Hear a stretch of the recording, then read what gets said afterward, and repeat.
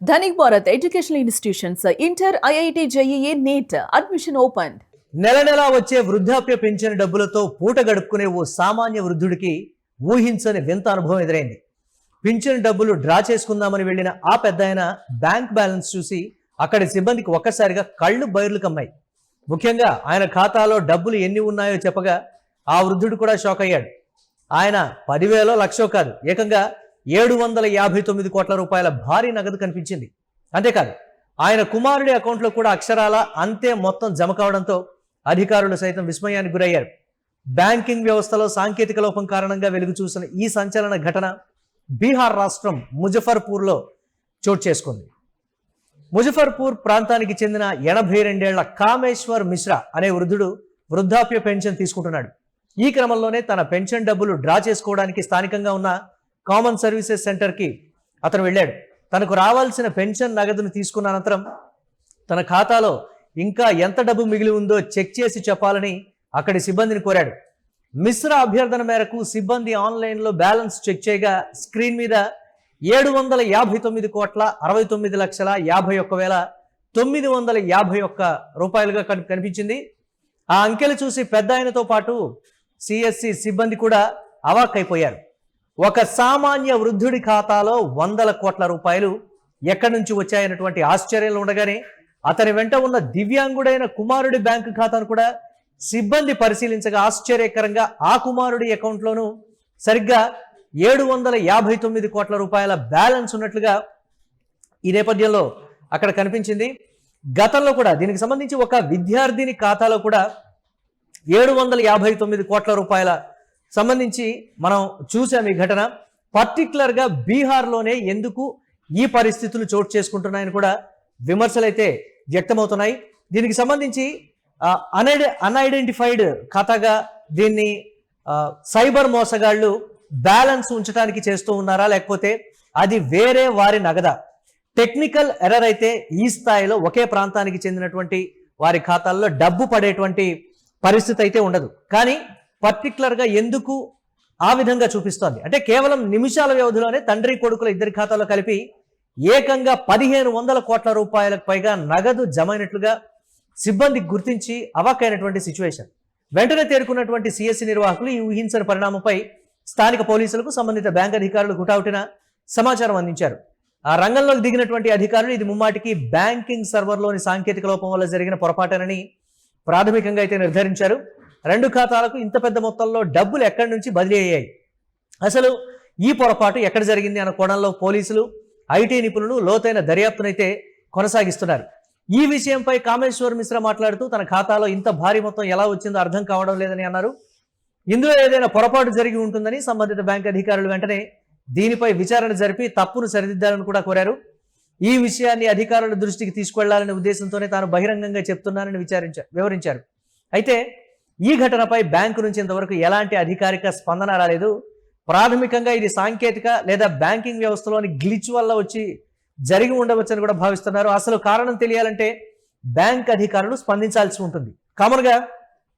Common man ఖాతాలో 10 లక్షల రూపాయలకు పైగా జమ అయితే దీనికి సంబంధించి 1,00,000 ఎంక్వైరీలు ఉంటాయి. కానీ పెన్షన్ తీసుకునేటువంటి ఒక వృద్ధుడి ఖాతాలో, దివ్యాంగుడైనటువంటి అతని కుమారుడి ఖాతాలో దాదాపుగా 1,500 కోట్ల రూపాయలు నగదు జమ అయినప్పటికీ ఆ ఖాతా ఫ్రీజ్ అవ్వలేదు. ఇక్కడ మొదటిగా వచ్చేటువంటి అనుమానం ఎక్కువగా బీహార్ రాష్ట్రానికి సంబంధించి సైబర్ మోసగాళ్లు వాళ్ళు రకరకాల ఖాతాల నుంచి, రకరకాల సైబర్ మోసాల నుంచి సేకరించినటువంటి సొమ్మునంతా కూడా ఇలాంటి వృద్ధులు లేకపోతే తక్కువగా ట్రాన్సాక్షన్స్ చేస్తూ తక్కువ యాక్టివిటీ కలిగినటువంటి వారి ఖాతాల్లోకి ఇమ్మీడియట్గా ఆ నగదు వెళ్ళేటువంటి ఛాన్సెస్ ఉంటాయి. అసలు ఎవరు ఈ అకౌంట్కి ఇంత మొత్తంలో డబ్బు పంపించారనేటువంటి ట్రాన్సాక్షన్కి సంబంధించిన డీటెయిల్స్ దాంట్లో లేవు. ఏ బ్యాంకులోనైనా సరే ఒక్క పైసా జమ అయినప్పటికీ అది ఎక్కడి నుంచి వచ్చింది, ఏ బ్యాంకు నుంచి వచ్చింది, ఏ బ్రాంచ్ నుంచి వచ్చింది, దీనికి సంబంధించి వ్యక్తి పంపాడా, వ్యవస్థ పంపిందా అనేటువంటి డీటెయిల్స్ కామన్గా ఉంటాయి. కానీ ఎందుకు స్కాలర్షిప్ తీసుకునేటువంటి విద్యార్థి కావచ్చు, దివ్యాంగుడైనటువంటి ఒక వ్యక్తి కావచ్చు, దివ్యాంగుడైన అతని తండ్రి వృద్ధుడి 82 ఏళ్ల మిశ్రా తన అకౌంట్లో కూడా దాదాపుగా 759 కోట్లు అంటే ఎందుకు సామాన్యుల అకౌంట్లలోనే ఆ స్థాయిలో డబ్బు పడుతోంది? టెక్నికల్ ఎర్రర్ అయినప్పటికీ కూడా దీనికి సంబంధించి ఒక క్లారిటీ మాత్రం బ్యాంకుల నుంచి రావట్లేదు. ప్రతిసారి ప్రతి ఒక్కరి విషయంలో దాదాపుగా 4-5 రోజుల వ్యవధిలోనే రోజుకు ఒక సంఘటన ఈ విధంగా వెలుగు చూస్తుంది. ఎందుకు ఈ విధమైనటువంటి పరిస్థితులు? బ్యాంకుల సర్వర్లు ఈ విధంగా ఉంటే ఒక కామన్ మ్యాన్ సొమ్ము కానీ ఆ విధంగా దాంట్లోకి వెళితే లక్షలాది రూపాయలు, కోట్లాది రూపాయలు, లక్షలాది మంది కోట్లాది రూపాయల డబ్బు ఈ విధంగా వెళ్ళిపోతే మిగతా వాళ్ళ పరిస్థితి ఏంటి? అసలు బ్యాంకింగ్ సెక్టార్ సేఫేనా? ఈ అమౌంట్లు చూసిన తర్వాత సామాన్య మానవుడు బ్యాంకులో ఏదైనా ట్రాన్సాక్షన్ చేయాలన్నా తన సొమ్ముని, తన స్థిరచరాస్తులు కావచ్చు, లేకపోతే ఇతరత్ర దాచుకున్నటువంటి డబ్బును బ్యాంకులో పెట్టాలి అని అంటే అనుమానపడేటువంటి, భయపడేటువంటి పరిస్థితులు ఇలాంటి వాటి వల్ల వస్తున్నాయి. ఒకవేళ ఈ డబ్బు కానీ మిస్యూజ్ అయితే దాదాపుగా మనం చూసినటువంటి 3 ఖాతాల్లోనే ఒక స్కాలర్షిప్ తీసుకునేటువంటి విద్యార్థి కావచ్చు, 82 ఏళ్ల మిశ్రా, దివ్యాంగుడైనటువంటి కొడుకు, వీళ్ళందరి ఖాతాల్లో సేమ్ అమౌంట్ 79 కోట్ల రూపాయలకు పైగా, చివరిగా 951 రూపాయలు, అంటే అందరి అకౌంట్లలో సరి సమానంగా ఏ విధంగా జమ అవుతాయి? ఆ మొత్తాన్ని కూడా ఒకసారి పరిశీలిస్తే తండ్రి ఖాతాలో, కొడుకు ఖాతాలో స్కాలర్షిప్ తీసుకునేటువంటి 900 రూపాయలు స్కాలర్షిప్ తీసుకునేటువంటి ఆ విద్యార్థి ఖాతాలో కూడా same amount as it is గా పడిపోయింది.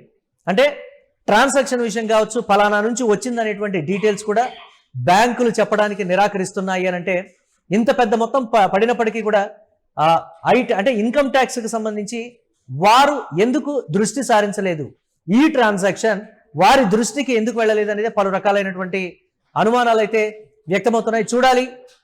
చెక్ చేసుకున్నారు కాబట్టి వీరికి తెలిసింది. చెక్ చేసుకోకుండా, బ్యాలెన్స్ అసలు చూసుకోకుండా ఉన్నటువంటి వారి ఖాతాల్లో ఇంకా ఎన్ని వందల కోట్ల రూపాయలు పడ్డాయి. బ్యాంకులైనా సరే సరైనటువంటి రీతిలో ట్రాన్సాక్షన్స్ చేయాలని కూడా కోరుతున్నారు. ఇంత టెక్నికల్ ఎర్రర్ బ్యాంకింగ్ సెక్టర్ నుంచి జరిగినప్పుడు ఇమ్మీడియట్ గా ఒక్కరోజు వ్యవధిలో తేరుకొని ఇమ్మీడియట్ గా డబ్బుల్ని రిటర్న్ బ్యాక్ చేసేసుకొని వాళ్ళు తీసేసుకునేటువంటి పరిస్థితి ఉంటుంది. కానీ ఇప్పటి వరకు కూడా వాళ్ళ అకౌంట్లలో అదే అమౌంట్ హోల్డ్ అయి ఉంది. సో దీనికి సంబంధించి కూడా రకరకాలైనటువంటి అనుమానాలు అయితే వ్యక్తమవుతున్నాయి. చూడాలి దీని వెనుక టెక్నికల్ ఎర్రర్ ఉందా, లేకపోతే అతిపెద్ద స్కామ్ ఏదైనా దాగి ఉందా అనేది తెలియాల్సి ఉంది.